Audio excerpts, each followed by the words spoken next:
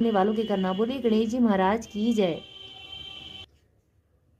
अथ मोक्षदा एकादशी मार्ग शीर्ष शुक्ला व्रत कथा।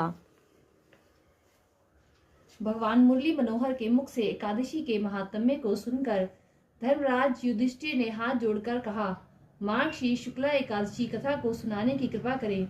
धर्मराज युधिष्ठिर के ये विनम्र वचन सुनकर आनंद कंद मुरली मनोहर ने कहना आरंभ किया, अब मैं आपके सामने मोक्षदा नाम की मार्ग शीर्ष शुक्ला एकादशी की व्रत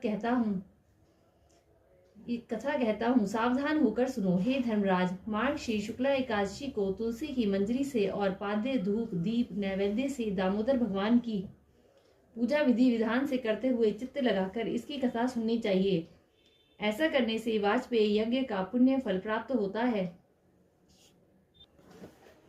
इतनी कथा सुनाकर भगवान मुरली मनोहर ने कहा, हे राजन, अब मैं आपके सामने उस पुराणोक्त कथा को कहता हूँ जिसमें मोक्षदा के द्वारा किस प्रकार राजा वैखानस के पिता का नरक से उद्धार हुआ था। हे राजन, चंपक नामक अत्यंत मनोहर नगर था जिसमें बड़े बड़े विद्वान श्रेष्ठ जन रहा करते थे। उसी नगर में एक वैखानस नाम का राजा रहा करता था जो धर्म पूर्वक पुत्र की तरह प्रजा का पालन किया करता था। एक दिन का वृत्तांत है कि उस राजा ने स्वप्न में अपने पिता को नरक में अनेक यातनाएं भोगते और विलाप करते हुए देखा। हे राजन, स्वप्न में पिता की ऐसी बुरी दशा देखकर राजा को बड़ा क्लेश हुआ। शेष रात्रि को वह सो न सका। पूरी वीडियो का लिंक डिस्क्रिप्शन बॉक्स में है। राधे राधे। प्रातःकाल उठकर और शौच आदि से निवृत्त होकर चंपक नरेश ने ब्राह्मणों के